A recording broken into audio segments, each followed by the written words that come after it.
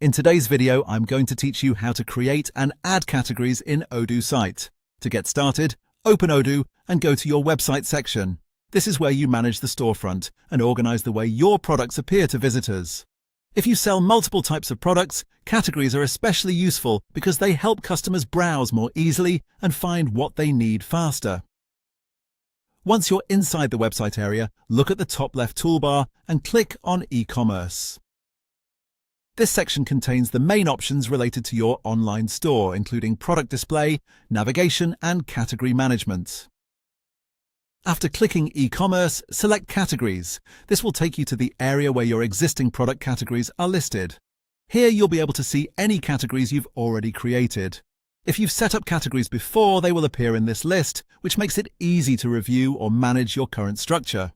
If the list is empty, that simply means no categories have been added yet, and you're ready to create your first one. To add a new category, click New at the top left of the page. A new form will open, allowing you to enter the category details. Start by typing the name of the category. Choose a clear and descriptive name so customers can immediately understand what kind of products it contains. If needed, you can also select a parent category.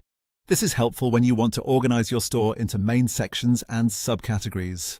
For example, instead of keeping everything in one long list, you can group related products under broader category headings. This creates a cleaner shopping experience and helps keep your catalog organized as your store grows. Next, add the products that belong to this category. This step connects the category to the items you want displayed under it, so customers can browse those products together. Make sure you select the correct products before moving on, especially if you have a larger inventory. Once you've entered the name, chosen a parent category if necessary, and added the products, click Save. After saving, your new category will be created and added to your Odoo website setup. And that's it. You've successfully created and added a category in Odoo. Keeping your categories organized can make a big difference in how professional your online store feels and how easily customers can shop through it. Thanks for watching, and I'll see you in the next video.